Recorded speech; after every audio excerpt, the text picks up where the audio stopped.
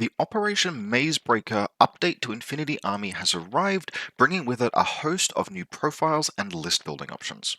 And while there are absolutely plenty of hot takes one can have about the update, I have a few of those myself, one of the things I've found is very useful, rather than just leaping straight into what profiles might break the game or have what effect, is to actually sit down and build some lists. And so while I absolutely do have some takes about the update, which will undoubtedly work their way both into this video and content in future, this is a video just to explore what lists have leapt off the page to me with the Mazebreaker update.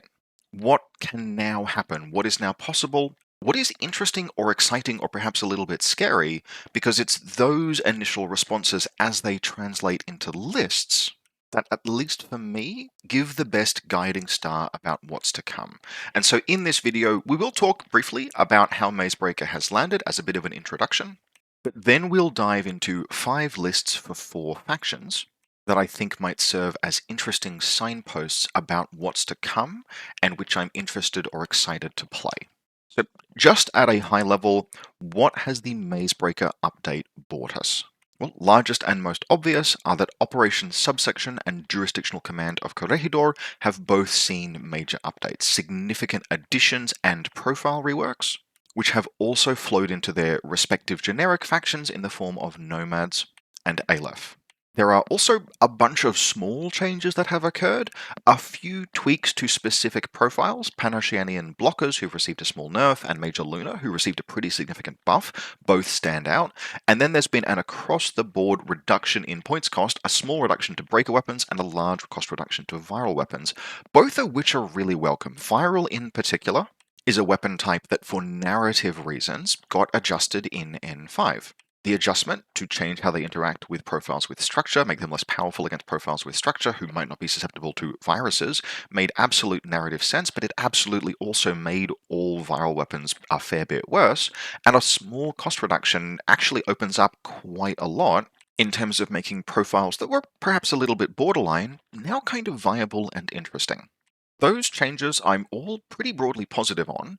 More surprising was the addition of the Optimates. Now, we knew that the Optimates were going to be part of Operation Subsection, but I at least wasn't aware that each of them would also have their home nations and be added to various home nation factions. Now, for some of these, this is not an enormous addition. Not every Optimate character is transformative to the faction, but Racer X being added to particularly generic PanOceania, and then a new type of remote, RacerBots, which have been added both alongside Racer X in the form of RacerBot Mark IIIs, and then RacerBot Marks 1 and 2 being added as independent separate profiles to most of the generic factions. Again, PanOceania, but also Jing and also Nomads being significant for those pieces. You can also take them in Hack Islam, but it's less of a big deal there. These actually, as a set of profiles, represent probably the most meta-defining change, and it came completely out of left field. Racer X himself is a very efficient, good quality defensive hacking kind of profile, not enormously expensive, particularly given the utility that he brings. He's also a good quality rem driver. He's important because he unlocks RacerBot 3s in the factions that can take him. And RacerBot 3s are important because RacerBots are important. If you haven't seen these profiles, RacerBots are 9 or 8 point, depending on the version that you're taking, so very cheap, regular orders that are very fast, have no lethal weapons, but are extraordinarily well kitted out for defense and utility. The best quality profiles have either light or heavy riot stoppers, and para mine dispensers, which is an enormously useful piece of equipment, and the ones that Racer X unlocks also have deployable repeaters. These are 8-4 move profiles, so a deployable repeater on something that speed effectively is better than a pitcher in many circumstances, at least if you're willing to sacrifice the piece, and sometimes even if you're not. The important thing here is that these are cheap. These are cheap profiles with enormous upside, and that represents kind of a stark departure from the design philosophy we saw in Infinity's last faction and update. Next Wave was a very tightly defined faction, with access to extremely good quality top-end pieces, but with a very tight bottom end. In terms of the cheap elements that you could get to supplement your expensive high-quality stuff in Next Wave, you're very limited. Next Wave is a faction where you have to really make compromises to access the top-shelf profiles that they've got, and that makes for a very crunchy and interesting list construction environment.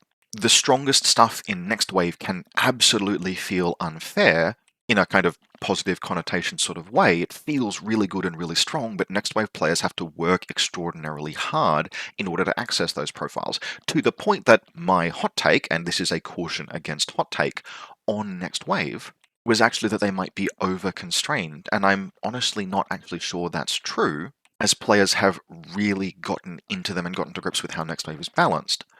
By comparison, any faction that can access Racerbots or Pilot X or both just doesn't have to compromise as much anymore. And so while I kind of hesitate to use a phrase like backward step in game balance, I do want to flag that the fact that these things are regular orders with enormous utility means that we're going to be seeing a lot of them, and not just in the kind of, oh, this is a better defensive list sense either. One of the changes that I've really liked in N5 over multiple updates is that there have been some really good quality defensive elements added to the game, and I really like that. I really like how one of the design thrusts of N5 is that games have a longer and longer tendency to last until round 3, to be tight all the way to the end, to really feel like you're properly playing a 3-round game and that you're making decisions through the entirety of the game. Profiles with special dice in ARO without having to be linked, and pieces like Vistrals and total reaction elements, and even just good quality mine layers and mine layer 2s, all of those add to this interesting defensive mix that now exists in N5, but all of those pieces are expensive, so they come at a cost to your offensive punch. Yes, Racerbots are a powerful defensive piece. A heavy Riot Stopper on a 9-point model is one of the best corner guards in the game, and the ability to throw out Paramines. Paramines are just very strong. That lets you establish defenses as well, but Racerbots are 8 or 9 points. And so while in a vacuum you might think this adds to the defensive mix of a faction, what it actually does is free up a huge amount of gas to focus on the offense. Overall, they represent a level of list building luxury that has kind of been absent from N5's design philosophy, and I'm not sure how I feel about it being reintroduced. So yes, during this video, although these are lists that I am super excited in, we're also going to use them as a little bit of a showcase of what these new pieces make possible, because that's the purpose of this video. And we'll start with what can now be accomplished in generic PanOceania. So this is kind of the high watermark for what the Racerbot metagame enables, because PanOceania as a generic faction, absolutely not a faction that needed buffs, by the by, has access to both Racerbots and Racerbot Mark IIIs via Pilot X. And so this is a list that is an experiment in how far we can push what would otherwise not have been possible or would have been deeply impractical without the existence of these pieces. So Combat Group 1, and just face up, what we've got here is a list that manages to hit 15 troopers and a ton of orders, and has all 3 of a Red Eye, a Swiss Guard, and a high quality tag. So we have the Red Eye with Spitfire, Chain Rifle, and Grenade Launcher. This is my preferred Red Eye profile if I can take it. A Grenade Launcher just solves certain problems that otherwise you wouldn't be able to solve. In PanOceania, with good quality defensive pieces like the Helots we have in this group in particular, being able to just poke an enemy at distance, also when many of our most potent elements are hackable, being able to do things like at least go for a spec fire on emplaced repeaters, Masai Morans, etc. That's useful. So Red Eye and then Swiss Guard. Swiss Guard is super premium, really doesn't need to be explained. This list's defenses in terms of ballistic skill attack defenses are high watermark. To close in and engage on this thing, you need visibility control, and somewhere the Swiss Guard is going to drop out of hidden deployment and take its shot, and you have to just manage that for the rest of the game. So, Red Eye, Swiss Guard. We've then got Pilot X Team Hacker. He is a good quality hacker that is very hard to kill. He's an enormously efficiently statted profile. 21 points for what you're getting for him, among other things, is just a hacker that is really hard to kill. High ballistic skill, decent willpower, 0 pain, and he turns on all of our repeaters, and we're going to have plenty of repeaters. We've got a couple of deployment zone repeaters just to begin the game, and then we have multiple models that can place deployable repeaters, which we'll do either to accomplish classifieds or just to expand that defensive network. He is bringing two RacerBot Mark IIIs. These have light riot stoppers, para mine dispensers, and deployable repeaters. And as we kind of note in the comments, although PanOceania has seen a small nerf, blockers as a profile pre-Mazebreaker update, you could have a hacker with a very good quality pitcher. Now the pitcher has been moved to the specialist operative blocker. I think that's a really good change in terms of like, hey, look, PanOceania, we aren't taking away your network projection, but you don't get to have great network projection and good quality, decent quality packing on a single model anymore. You have to pick. I like that as a change, except no worries, look, here are a pair of 8-4 remotes for 8 points each with deployable repeaters, so never mind all of that. One of the things that is missing from this list, and which I would like to include, is a decent quality killer hacker, and so if you were running this list and you wanted to pair it with something, just make some adjustments to fit something like a Zulu Cobra, for example, which will do the trick if you need to just do some opportunistic KHDing. We've then got our state-mandated Tactical Awareness Pathfinder. Actually, this isn't Jing, so I suppose it's our corporate-sponsored Tactical Awareness Pathfinder.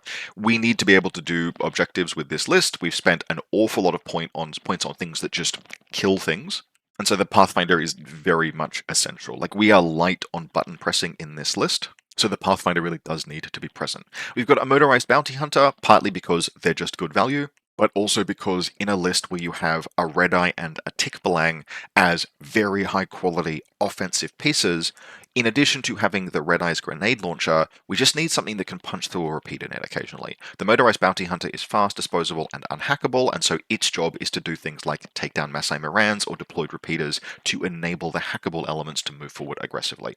Fugazi Dronbot, yet another cheap regular order, and then 2 Helot Militiamen with submachine guns, light rocket launchers, and camouflage. This adds to our defensive network. We really don't want to get punched into any more than any other list does. We want to let the opponent break upon our defenses if that exists, if that possibility exists. And so in addition to the Swiss Guard, we also have the Helots. That's really good quality ARO ballistic skill attack kind of capability. Combat Group 2, we then have a Tick Belang Lieutenant.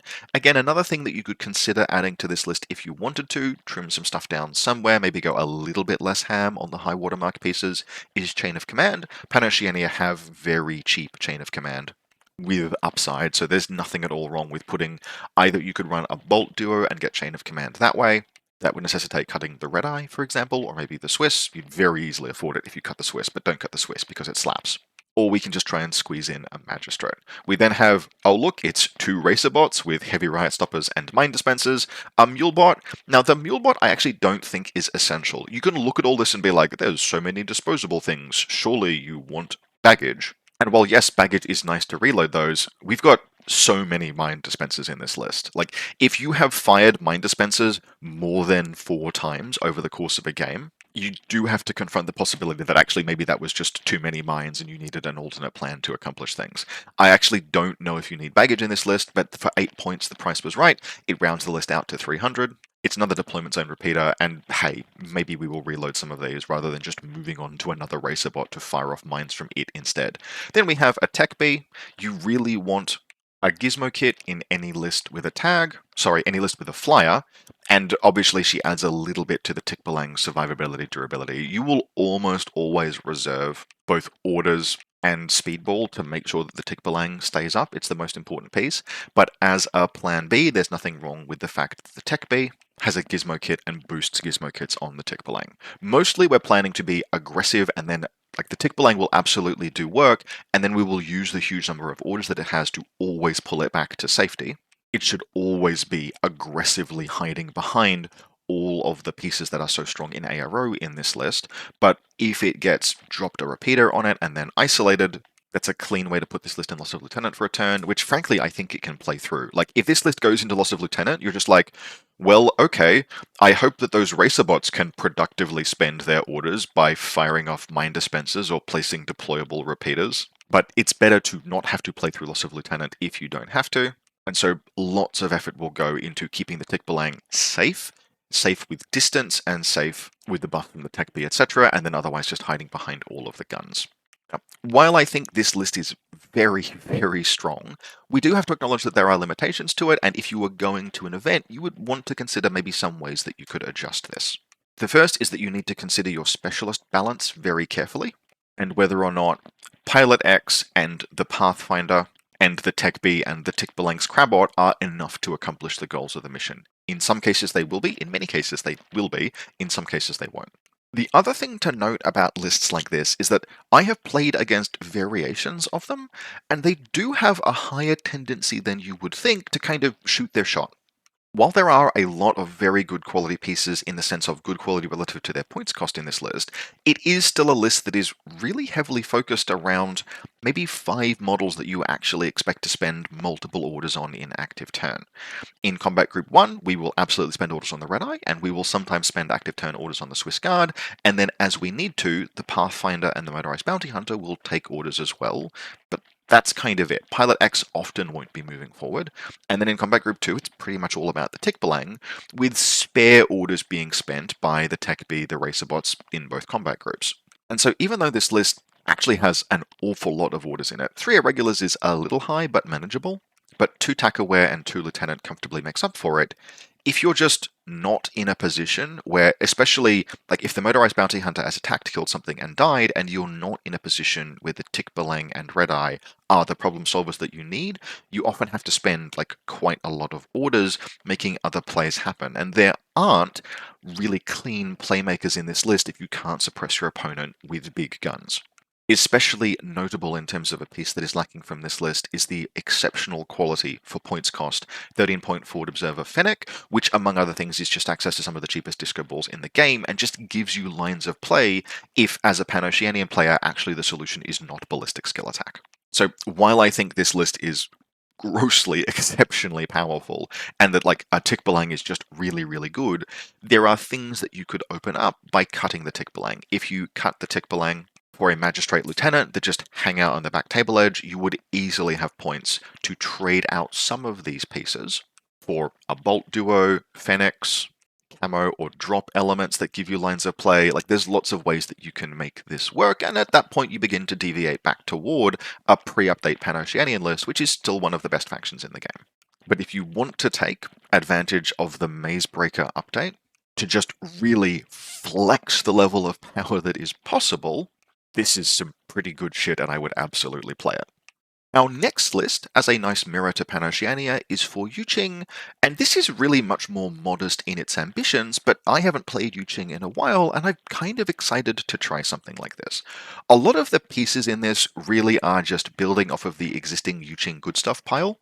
It isn't a list that is reinventing itself in any major way, but it's taking some of the models that have been changed or added and just using them to good advantage to produce a list that does just slightly more with about the same resources and gets to try out some plays that otherwise wouldn't previously have existed. And so we begin with Major Luna, who is not in a real sense the star of the show in this list. You might have games where she just never does anything other than be an ARO piece. You might have games where she never does anything. She's less than 30 points. That isn't the end of the world. But she is a profile that saw really significant buffs and who I want to call out as like, wow, she's really cool and interesting. The changes that she got, firstly, were viral, went down in points cost, and I don't think that translated to a points cost reduction in her because she just picked up +1 special die on that viral sniper rifle. And that's really good. Like, you have to acknowledge that she can do most of the work that an intruder sniper, and the intruder sniper, we will get to that, believe me. She can do most of the work that an intruder sniper can do for like 9 points less. That's a really big deal. Like, she can even, and this is something I will totally acknowledge, comments in the YouTube comments put me onto because I would not otherwise really have clued onto. I think I made a comment at one point about how triangulated fire is okay but still a little bit awkward even in N5, and someone in those comments mentioned, no, it slaps on Luna, and it absolutely does. Because Luna is a model with a visor who can smoke shoot, and so that's, like, as long as you have the long skill to triangulated fire through smoke, you are getting effectively the full benefit of MSV2 smoke shooting on an MSV1 model. Your opponent can't dodge, and if your opponent shoots back, like, an MSV1 can smoke shoot, but with limitations. You'll always be worse off than an MSV2, but not Luna, she's triangulated firing. And she's just a good defensive profile. A sniper, under a camo token with +1 special die and a visor, there are whole factions that are just like, oh god, I don't want to have to deal with that. The list name is a little bit of a nod toward how well she deals with things like McMurray and Cameronians, etc., even in ARO. And for 29 points, yeah, like I wanted to play her before. Like she was always a piece that like, can I fit her into a list? And she would get cut because I needed the SWC or the points or something. I'm super happy to be able to play her. I have a painted Luna. I think the model is sick, very keen for this. So we begin with Major Luna after all of that talk, and then we proceed onto the Daoying Lieutenant +1 order. I kind of want to note, I have seen more and more Yuching lists recently that are like, they just can't afford the 28 points, just take 2 Zanshis, it's fine, there's good quality NCOs, it's not worth the premium, and genuinely, in some cases, it's not worth paying effectively that large points premium over a Zanshi for just +1 LT order, but in this list I did have the points and I wanted the troop slots and it's extra orders, so cool, Daoying Lieutenant Hacker. And there's a particular synergy in that he's a camouflage deployment marker in the same group as Luna, so you can just play a little bit of shell game there, a little bit. You're unlikely to put him on ARO duty, but I don't know, maybe you could if you were ballsy enough. We've got a Zensha Hacker, giving us another model that we can take active and ARO hacking attacks with and AROs with, and who won't lose us the game if she dies, unlike a Daoying where it's a little bit iffy trying to go through Loss of Lieutenant with a Daoying. But we absolutely, in some missions or in some matchups, we could very comfortably cut that Zensha for a Mine Layer Zensha or even other pieces. She's very good quality, but 34 points is very expensive. We have a Libertos and then 2 Gudan, and so just kind of to note, half of this combat group is camouflage, right? Major Luna, the Daoying, the Zensha, the Liberto, and the 2 Gudan are collectively presenting a bunch of Mimetism 0 and a bunch of Mimetism 3 camouflage markers, and we can kind of use how they're deployed to create an interesting fog of war. I mentioned this in the comments along the right there. If we were to take a Zensha mine layer, we start having enough free mines to use some as Luna decoys. But actually, I might just, in some matchups, I might just use the Libertos' mine as a decoy for Luna anyway, because there are some matchups where that's potentially terrifying to the opponent. We've then got a Moang NCO and a Haidao. This is one of my favorite just utility duos in Yuching. It's one of the things I think is sort of like core to Yuching's identity, is that they don't vanilla Yuching, is that they don't have pure fire team duos that you can use, but they do have just two great tastes that taste great together kind of duos, where a Moang really wants to fight at like Red Fury range bands and has a disco ball and is an NCO, and then the Haidao is a ballistic skill 13, effectively 2 wound burst 3 boarding shotgun, who is also a KHD with a pitcher, and so the Haidao just naturally covers the Moang. They move at the same speed more or less. It's a duo of convenience, but so much convenience. We've got a Shaolin, 6 points, able to afford the DACCW. We will probably want to do some CC in this list from time to time. We've got plenty of visibility control, with the small caveat that there's no reloading available in this list, so that is something to bear in mind. And then one of 2 state-mandated Weibing Yao Kong. Frankly, 2 of these guys might actually be superfluous. There's one in the second combat group as well, but they're just really useful to Yuching. For many of the same reasons that they're useful to PanOceania, we've got pretty ample specialists in this list, but if the Zensha was to become a mine layer, then we'd be relying really heavily on the Haidao, and just having 2 Weibing that can just run around and use the ample tactical awareness orders to just accomplish mission objectives over the course of the game, as well as being mobile repeaters in a list that's got quite good hacking. They're just neat little guys, but if you wanted to cut them, that's 34 points that could become a baggage bot and something else quite good. Combat Group 2, we then have a Yanhuo, Flex. He's my best and favourite guy. Love the sculpt, love the model, love the profile, but you can, if you need to, downgrade him to a Hayate and get most of the same amount of work. I do prefer the Yanhuo if I can afford it. Immunity Arm is a big deal, extra burst is a big deal. Yes, the Hayate has tactical awareness, but just the Yanhuo always seems to basically perform. A second Shaolin, also able to have the DACCW. This one, given it'll have fewer orders, you could again trim that down to a shock CCW if you needed, second Weibing Yao Kong, and then 2 racer bots. The racer bots in this list are potentially a little bit of an argument for baggage, alongside the pitchers, the shock mines, the disco balls, especially in the other combat group. Since in this smaller combat group, if you don't have anything to do with the Yanhuo, you will absolutely be using the racer bots as an outlet for extra orders. Now, you know, the Shaolin should be doing things, the Weibing should be doing things. Hopefully you don't have tons of spare orders. But yeah, the fact does remain that those racer bots get 1 shot each with their mine dispenser, and then there's no way in this list to reload. So there are multiple things that you could do to kind of tweak this list, but as a starting point, it's got all of the stuff that I really like in a Yuching list. and now fits Major Luna. I will note one of the things that I was running with, and which didn't make the eventual cut, is that I did strongly consider putting a Longwang into this list. Longwang have received some pretty solid profile buffs, mainly just access to an AP heavy machine gun rather than a heavy machine gun now. Longwang were already a solid platform, a bit expensive, but the really interesting thing about the Longwang, especially now that you have an AP HMG on it, is that a Longwang is almost the entirety of a full main battle tag in a Silhouette 6 profile. That's the real utility of a Longwang. It's got all of the stats that you expect. There's only 1 point of armor difference. It's armor 7. It is the toughest, quote unquote, it's the highest armor, not the toughest, it's the highest armor light tag or light chassis tag in the game. Maximus is absolutely more durable. And it's a good quality gunfighter with ballistic skill attack -3. It can do 100% all of the things you want a main battle tank to do, but it's on an itty bitty base, which is actually an enormous convenience. It's just way easier to hide and maneuver that smaller base size. But in this list, I kind of found I just fundamentally didn't need it, and I could do most of what I needed with the Yanho. If you wanted to fit a Longwang, you're looking at doing things like cutting the Zensha, because you need a good 25 points or thereabouts to turn the Yanho into a Longwang. You can run the Longwang without NCO, but NCO on it is pretty cheap, and we do have the Dallying Lieutenant in this list, so something to absolutely consider. It's one thing that was buffed that I was interested in putting in, but in this case I just fell back on the old classic Yanho because I love me the Yanho.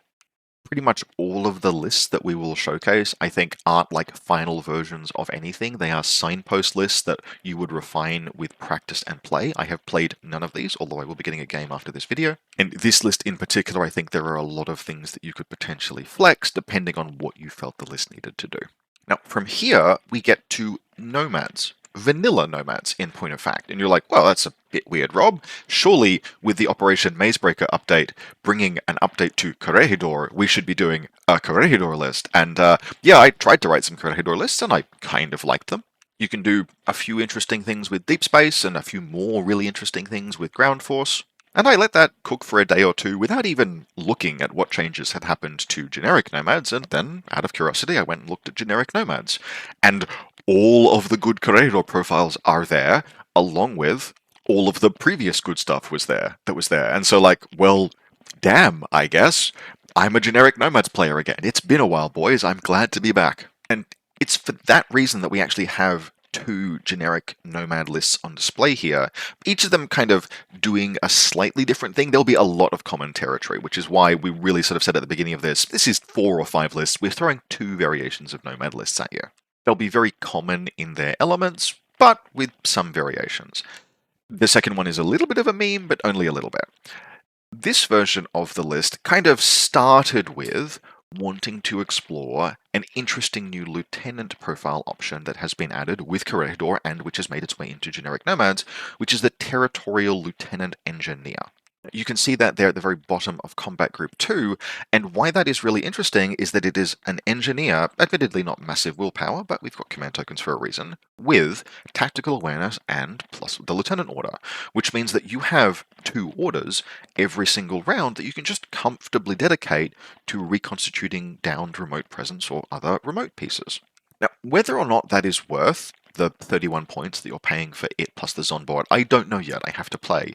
But it's very interesting, and free force reconstitution is something that mostly doesn't exist in Infinity. One of the reasons we don't see lists that are built around force reconstitution is that if you have that as a plan, you really play at an order deficit, because firstly, you have to have models that are unconscious and therefore not generating orders, and then you have to spend the orders on the engineers or doctors or whatever to bring those pieces back.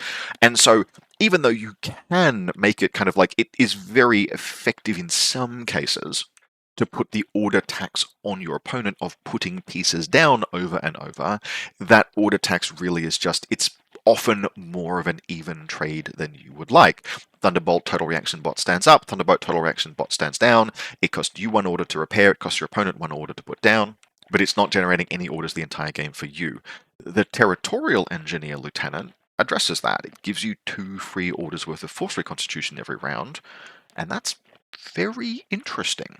And on that basis, we've got actually just an enormous mix of Nomad good stuff, but we will be putting a few things in the list to make particular use of that. So from the top, Puppet Master. I love puppets. They're my favorite thing about Nomads, one of my favorite things about Nomads. And we have 2 Puppet Bots, a Forward Observer, and a Ballistic Skill Attack Shock AP Marksman Rifle. Access to puppets alone is just something that differentiates generic Nomads from Corregidor and is part of why I'm looking at generic Nomad lists rather than Corregidor.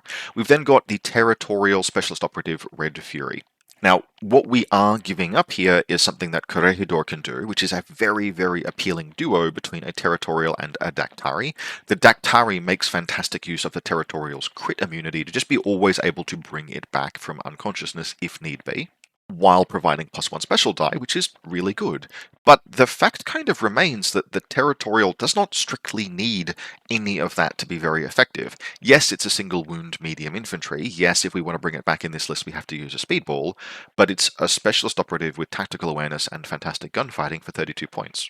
Provided you have some visibility control for it if it needs it, it's just a fire team in a can. It's got everything that you might need a model to do, and it has tactical awareness. So it's totally okay by itself. Yes, it doesn't have the Dactari staple to it that it would in Corregidor, but it's probably still really good. And also things that are really good, the Intruder multi-sniper rifle. Now, I absolutely know that playing this thing is going to give me a degree of cognitive dissonance. Probably not as badly as playing against Max will be, but broadly similar, because there's just a phenomenon that I'm waiting to occur, and I'm waiting for it for Max more than I am waiting for it for the Intruder. The Intruder is a subject that has been the topic of some debate, where it's like, hey, the multi-sniper or the HMG. There's an Australian podcaster/YouTube comment maker called Dante. If you haven't checked out Infinity the Dante, you should. He's fantastic value. And he's been a banger of the drum of the Intruder sniper for a little while, even if realistically, it was probably not correct to take the Intruder Sniper in most cases. There were absolutely use cases for it, but the HMG was the better general prospect. Burst 4 versus Burst 2 is just too much of a difference, unless you are specifically playing radial scenarios where the sniper range bands really matter. But there were use cases for the Sniper. The Sniper now has +1 special die, and so that gap is not just enormously closed in active, where the double action rounds of the Sniper or the AP rounds of the Sniper make a huge difference because you can connect with them in sufficient quantity now, but in reactive, this thing is a terror. It is an MSV2. It's all of the things I said were awesome about Luna, for 9 points more, but still, that's very, very good. It's also a true MSV2, so it's very good at putting down things like flyers, and that's certainly going to be important in future. And so I think the Sniper is now pretty clearly the correct pick most of the time over the HMG. And the reason that gives me cognitive dissonance is that I, like everyone else, is not completely able to form internally and with perfect clarity acknowledge that a thing I said previously, and which I'm now changing my opinion on because circumstances have changed, is a totally okay thing to do. People can and should change their opinions, but if I'm perfectly honest, I am worried about the first time someone comes to me and says, "See, I always told you that Maximus was good." And I have to sit there and be like, yeah, he's way fucking stronger now. You were saying he was really good a year ago, where he had definite applications. Maximus was in event winning lists where there were ways to use his strengths, but you had to manage his limitations. Maximus just kind of doesn't have limitations anymore. And maybe I'll rant about the Optimate program at the end of this video. But I can see the future, and I know I'm going to have that conversation where someone goes, "I said a year ago that Max was good, and now he is," as if that's not a really weird fucking thing to say. And so the Intruder reminds me of that conversation that I think I'm going to have and aren't looking forward to. So please, nobody in the comments say, "See, I always told you Max was good." Because frankly, I just can't fucking handle that shit right now. Anyway, the Intruder fucking slaps now. The Sniper is probably the best profile, and you should take it, and I am, because I'm not afraid to change my opinions when circumstances change. After that long detour, we have an Evo Hacker Salute. There are multiple pieces in this list that will strongly benefit from marksmanship, which is part of why the list is named the way it is, but it's also a list that can make plenty of use of baggage. We then have the first of 2 Morlocks. I generally prefer the Assault Pistol Morlock. I just find historically that there are going to be plenty of circumstances, like in any game, basically there's always a circumstance on turn 2 or turn 3 where I'm like, I don't need this Morlock anymore, Impetuous, and it takes some 16-inch range band burst for Assault Pistol shot in the Impetuous phase and blows something out. So pretty much I'm locked in on Assault Pistol Morlocks. Metachemistry is a good rule. They're a source of smoke, and I really need smoke in this list for a variety of reasons, but in particular the Intruder. We then have a single Masai Moran. 15-point profile is pretty much always the correct one, and Jazz and Billy. Jazz and Billy are holding up all of the hacking in this list by themselves. Jazz is obviously a very high utility hacker, but it's important to note that this isn't a hacking list. This is a list where Jazz can be present and can do some interesting things if she needs to. I'm not contingent on her. God knows I'm probably never going to be firing off a pitcher with this list. That's not her job. Her job is for 25 points to have Billy as a regular order, her for 18 points, and just to have hacking taken care of in the list so my opponent can't ignore it. Now, that might be a weird thing to say, given that a Vertigo Zond is the next profile in this combat group, but just to pause here, let's stop and consider forward observing is actually a means of getting targeted on a model. I can and have won tournament games in the past using marksmanship on a burst 3 forward observer willpower 14 puppet bot, for example, and when we get to combat group 2, we're going to see other interesting sources of forward observer as well. I actually, as Nomads, plan to commit the cardinal sin of using manual ass fucking forward observers to lay targeted on things. Also, I really want targeted and guided missiles in a list in order to kill a very specific piece that we are going to see in the final list in this video, and which I will explain when we get to. Actually, spoiler alert, it's right down there in the last comment in the comment section on the right. The OSS Flyer, I think, kind of begins to necessitate guided missiles coming back into the game. We'll see why when we get to it. In Combat Group 2, we have a Coyote with Bambabot. Now, this is a profile that I am prepared to dispense with if I don't think it's providing value. I need to test it. The Coyote is absolutely a single wound piece. It's a really cool single wound piece. It's a Warhorse MSV1 +1 special die, ballistic skill 13, armor 2, BTS 6. Like, it's a serviceable enough gunfighter. That's a burst 4, does not take enemy modifiers most of the time multi-marksman rifle. And then we have the Bambabot. Now, a lot of what the Bambabot does is just be a mine dispenser and a disposable piece that I might have a chance of bringing back with the Territorial. But one of the very important things about both of the profiles, the Coyote and the Bambabot, is that they're both forward observers. And so under certain circumstances, you have the option of rounding a corner with these guys and firing off 5 dice of forward observer rolls, only one of which needs to connect to have targeted a piece. And if your opponent decides to fire back, well, you just probably shoot downrange with a multi-marksman rifle. Like, there's lots of different options here. But that's interesting.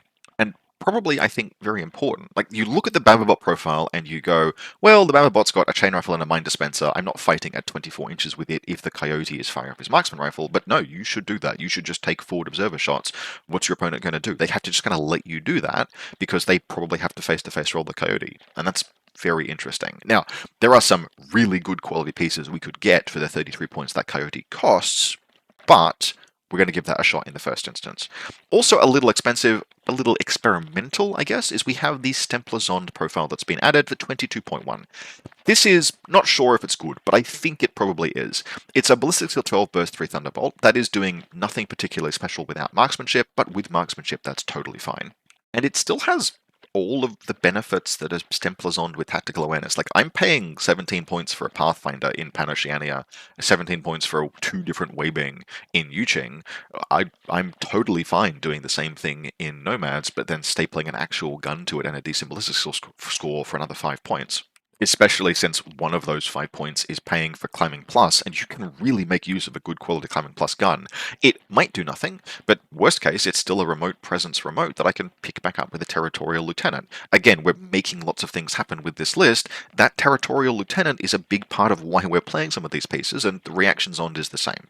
I had a whole bunch of things that I just said about Thunderbolt Total Reaction Bots being fine, but not necessarily order positive, in fact usually order negative, but yeah, we've got a lieutenant that can just pick that thing back up every turn. The lieutenant probably deploys very close to the reaction Zond, and it's just a thing that I'm going to recover every single turn if I can, producing an overall good defensive mix in the list. We then have a single Racerbot Mark II. It is also a remote presence remote that I can bring back with the Territorial. It's got a riot stopper. It's going to be using baggage and firing off mine dispensers some of the time in this game.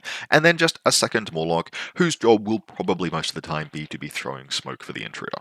This list has got a bunch going on, it's doing some interesting things, it's got loads of orders, it's practically speaking an 18 or 19 point list. I say 18 because I expect that reaction zone to be unconscious at the beginning of the round a lot, but that's still loads of orders, there's plenty of profiles, there's even a surprisingly high number of peripherals, and peripherals are what leads us into our second list for Nomads.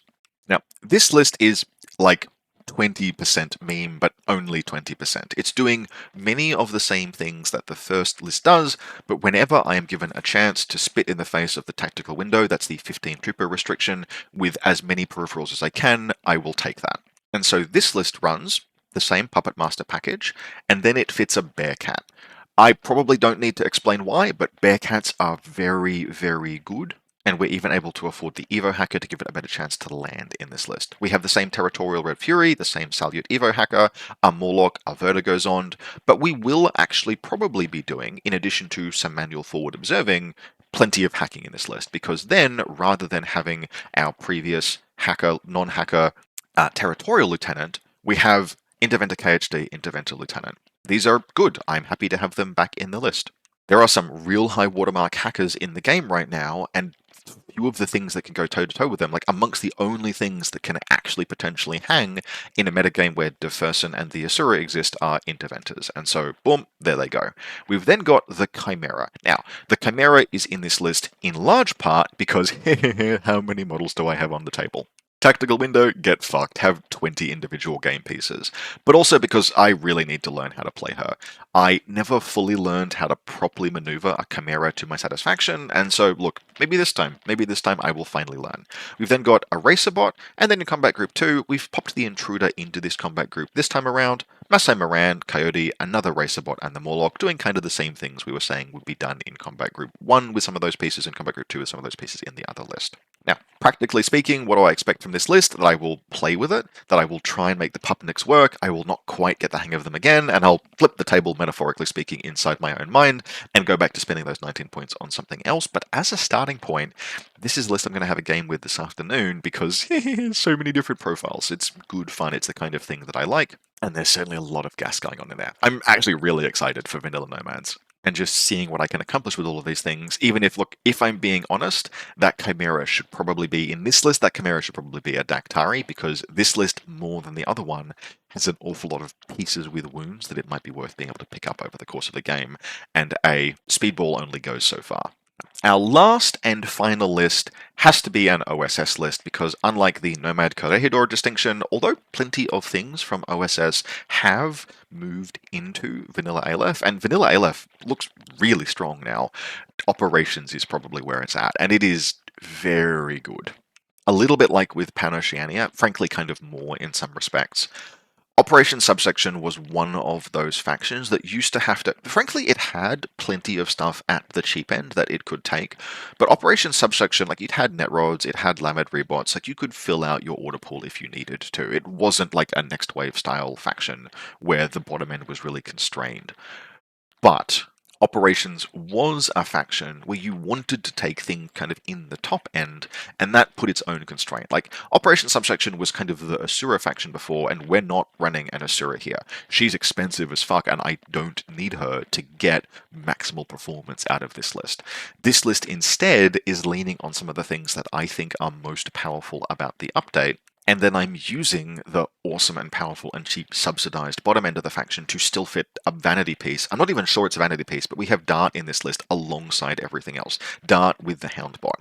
I think she's actually very good. 42 points is colossally expensive. I think she's awesome, but in any sane world, I would not be able to afford her. We've got, so, a lot happening here. I'll just run through it from the top, but we're going to start with the Tarxia. That thing is almost certainly going to end up at the top of everyone's shit list in very short order. It is pushed in all of the way that the strongest flyers are pushed. It has both an MSV and full albedo. It's armor 4, BTS 6, decent ballistic skill at 13, and it's got access to armor-piercing rounds on all of its profiles. We are taking the multi-marksman profile here, which is a little undergunned. You could easily spend a fair few more points to upgrade that to a multi-red Fury. But in this list, we're actually not even enormously concerned about the damage output of the Tarxia necessarily itself, because the other thing that the Tarxia can do, and which I think is going to make everyone hate it, is that it is an escape system flyer. Okay, that's fine. The Zabek Aero unit is an escape system flyer, and it's really good. I really like the Zabek, but like people don't think it's broken because of the escape system. But the pilot in a Zabek is a pilot with wounds. When it comes out of the flyer, it changes to having vitality as its structure, as its wounds profile, and so you don't get to reconstitute it. Now, I am prepared to be corrected about this, but the Tarxia has a robot inside of it. It's got a heavy infantry with structure, and that means that there is a very specific interaction that is going to piss everyone the fuck off in very short order, which is that you can shoot the Tarxia, right? You can blow that blow that plane out of the sky. It will be difficult to kill for all of the usual reasons, but it is still a flyer. You should be able to put it down. And then the escape system triggers and surrounds it with smoke. Because it and the pilot have remote presence, you would need to do 5 wounds to it to put it all the way to dead. That is enormously unlikely on a Mimetism 6 Armor 5 BTS 6 piece, which means that the pilot is almost certain to survive at least unconscious. And if it survives at least unconscious, then it has structure and remote presence. Because it has structure, it can be recovered not just from unconscious, but healed beyond that, which means that if you're willing to put the orders in, and I am in the interest of science and a nearly spiteful level of willingness to engage with these mechanics, you can turn that Tarxia operator back into a 3-wound heavy infantry with just a few orders. And it's very strong. It's got all of the benefits that the flyer does. For some godforsaken fucking reason, it still has an MSV1 and Mimetism and Super Jump Jet Propulsion and 6-2 Move, and Ballistic Skill 13 and Armor 3 BTS 6. It's just one of the best heavy yes, it's only got a Marksman Rifle and a Chain Pulse +1 Burst, and it's a Specialist and a Flash. It's very, very good, and we get it popping out of a very good flyer. So the Tarxia, I think, is going to very quickly end up at the top of everyone's hate list, and I am putting guided missiles in lists specifically, not just so I can kill the Tarxia, but it is actually pretty good to use guided missiles to kill a piece like the Interception Wing, because it does not have dodge -3. Oh, it does have dodge -3. Never fucking mind, it's even got that. Literally, I'm putting guided missiles on this thing so I can kill it once it's fucking unconscious. Because if I play against one of these, and my opponent recovers it and then heals it further, and then I have to fight it again, I'm just gonna be really sad. So that's the first thing this list is doing. I think the Tarxia might actually be the push that heralds the era of, guys, we need to just nerf flyers. You did it, you were too far. You went too far, you flew too close to the sun, literally and metaphorically. Can we just rein these things in a little bit? But for now, it exists. I'm going to play it. Well, actually, I'm not sure I will play this list. I might feel a little bit bad, but I'm going to hypothesize about playing it. And that's just the first model in this list. We've then got Pilot X. Yep, very good. He's adding to the hack in this list because there's no Asura. His hacking is quite valuable. And his Racer Bots. Yep, cool. All of the things we said about them that were good. Among other things, Mine Dispensers and 8 4-move deployable repeaters. We've then got a little Dikpala fire team as a treat, HMG, Repeater, and an Arjuna. I really like the Arjuna these days. They don't contribute to fire team bonuses, but that's still a tactical awareness, mimetism, +1 SD boarding shotgun specialist that can join a fire team. That's just very good. It's very good for 21 points. Like, the buffs that the Arjuna got, Arjuna have sat forever as it's probably not great. Like, no, that Arjuna profile, fire team, just fire team magic. And that Dakini is going to go particularly hard in this list, because while we don't have an Evo hacker in this list, we do have a Rim Driver, so that Dikpala is going to be a Ballistic Skill 13 Mimetism 5 dice heavy machine gun for 21 points minus WC, in a list with a really good quality engineer. Thumbs up. Our vanity pick for this list that we can somehow afford is the full 42-point dart package. She's a midfield in a can. Your opponent will know you have her because the Sharvata K9 is the only thing, to my knowledge, that can be a Silhouette 3 camouflage marker, but it's still like, yeah, get fucked. That camouflage marker has an Emerite and a Riot Stopper on it. What do you want to do? And for that reason, in this list, I actually think much of the time, Dart will be my reserve drop. Like, just play it face up. Like, hey bro, yep, I am deploying 4 camouflage markers, 3 of them are Silhouette 2, One of them is Silhouette 3. You know the Silhouette 3 has an Emerat, but I'm still deploying it in a position that would be very annoying for you. And of the others, one of them is Dart, one of them is a mine, and one of them is a decoy. Get jobbed. Like, it's a very, very strong reserve. It's got a lot of potential, and she, like, the aggressive potential as well. The Sharvara can't, like, climb, but it still moves while she's climbing around. It forks like a boss, and she's tough enough to be able to go a few rounds with things while the Sharvara does work. We've then got Guided Missile Remote. Not a list that intends to make an enormous amount of use out of it, but we've got some very good quality high willpower hackers. We can do plenty of hacking AROs. It's just worthwhile to put in. You could cut the guided missile launcher if you wanted the Tarxia to have the multi-red fury rather than the multi-marksman rifle. That is a consideration.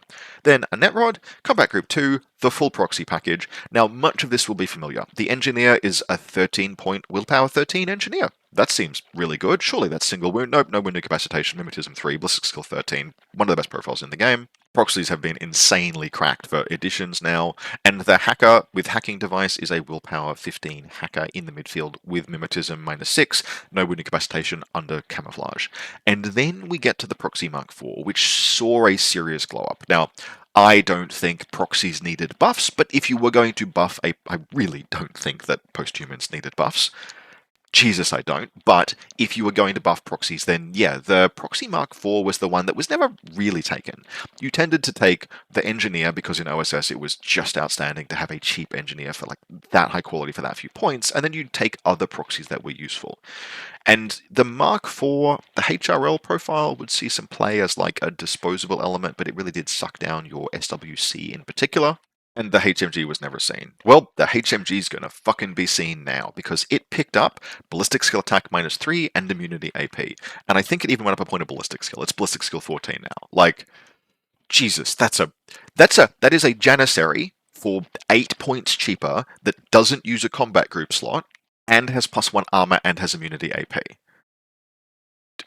Post-humans, I mean, it's okay. It is okay for factions to have faction-defining strengths, and post-humans have, for as long as I've been playing, been an Aleph faction-defining strength. I'm actually fully okay with them being very strong and very powerful. I do hate when people occasionally try and say, oh no, they're not that good. That can fuck right off. They are a definitional strength, but factions should have definitional strengths. The concern I kind of have about OSS is that OSS really feels like it's got an awful lot of faction-defining strengths in it right now, doesn't it? This is a very, very good faction. Now, we do still have to pay for all of these things, and part of how we are paying for them in this faction, in this list, is taking the Aspara as our lieutenant.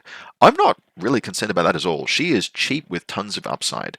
As a lieutenant, she can use her killer hacking device to just go inside the mask if you need. Or she might use it for doing some hacking. She's not an easy hacker to go after on the first turn, because she natively has a firewall or ECM. A firewall. Just checked. She's got a firewall. She's got decent BTS. She'll be firing back with her own Trinity. She's hard to hack in like your active turn. And she can always just have a mask. And then she's a rem driver as well. And that rem driver gives us not one but 2 rem drivers in the list. And so we have like tons of luxury. The Dikpala will get the rem driver bonus, but what else will we give it to? Do we want to give the Samak Rebot ballistic skill 13? We could. Do you like guided on 19s? That seems okay. Or we might just buff the Dikpala with Repeater. That seems perfectly reasonable as well. We could even buff one of the Racer bots, since they've got mine dispensers, and it's worth doing so. So, like, lots of different options there. The only thing you probably wouldn't... I'm not even sure if you can. The Sharvara is under camouflage. It would be very funny to use the Aspara's bonus to reduce the Sharvara's CC, so, like, don't do that. But you could absolutely use Pilot X's rem driver on that if you wanted to, because Pilot X changes the ballistic skill, Fizz, and BTS. Now, I don't think you would, because that Sharava is realistically, it's not ever using its ballistic skill score, but it would be kind of funny. So, overall, then we finalize the list with a motorized bounty hunter, does kind of the same things does in PanOceania, a Nomad Rebot, and a Netrod. I will note, we've got a couple of veterans in this list if we do have a turn where the Aspara goes down, but I'm mostly just willing to have her be a good lieutenant with plenty of upside that can productively spend the LT order. And so, yeah, this list feels very, very strong. Not only that, it feels like one of just a series of operations lists that could be really good, because you can still run the classic Asura is very powerful. She's stronger than she's ever been. You can run an Asura list. There's probably even something in an Optimates list. There's certainly something with Max. Oh, and that reminds me, to close this video out, purely for entertainment value and get it to get it out of my head, a short rant about the Optimates. This is not a rant about profiles. I think some of the Optimates are very good. Max is certainly very strong these days, and Racer X we've seen in 2 lists here. Some of them are average, some of them are a little bit mid.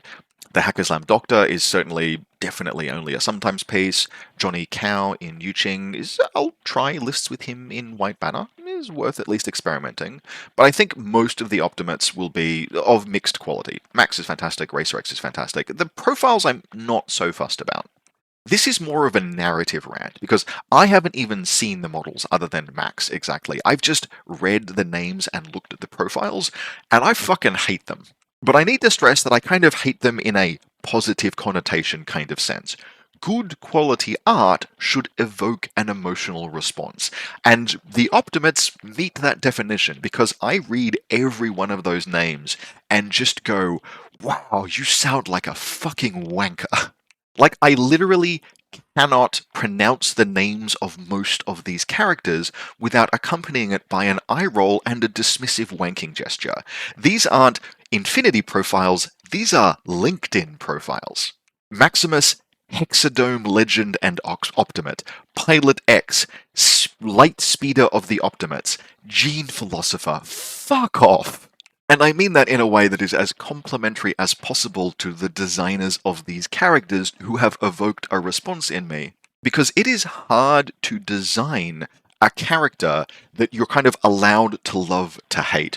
But man, they seem like absolute dickheads, just like tall poppy fuckwits one and all. And I am genuinely impressed that is actually even a reaction I'm capable of having in 2026, the year of our Lord, in which people like that are in supply so abundant as to be exhausting. And it doesn't even come across as like an overconfidence thing. It's that desperate LinkedIn style, lonely, disconnected, and afraid kind of self-confidence. You can't tell me that a person who refuses to give their actual name, refers to themselves only as Pilot X, and then refers to themselves as the light speeder of the Optimates, doesn't have personal problems with arriving early, if you know what I mean. And that's just impressive. It's just impressive that you've given these people names that make me think not just that they're kind of shit corporate human beings, but also that they're probably all bad in bed. That is just a 10 out of 10, deeply evocative narrative characterization, and I have to applaud it. Like, well done. I hate all of these characters, and that's legitimately impressive to me. So, that wraps up this video on that particular note. Going to be fascinating to see how that one guy out there who told me that he's training an AI off of my videos, which is a deeply weird thing to have been told, what Claude makes of that when it gets fed into the model. And if an AI that is being trained to play Infinity now has the phrase dismissive wanking gesture included as part of its nomenclature, I'm sure I'll find out in due time. For everyone else, this has been a fun video to record, which I hope has come through. And do let me know what you thought of it in the comments. I really enjoy your engagement and talking to you guys and seeing what you have to say. Next video will be probably one next week covering the next mission in the Monday signal. We've had a good time playing Hackerslam through that, and I need to figure out what faction I'll play next and how Hackerslam might call on certain alliances, perhaps to use one of the lists that we've posted in this video. Although, frankly, not PanOceania, not Jing, and not Aleph, all for narrative reasons, so maybe Nomads. Do Hackerslam have ties with the Nomad Nation? That would be a thing to do. Anyway, I've enjoyed recording this, and I will see you next time.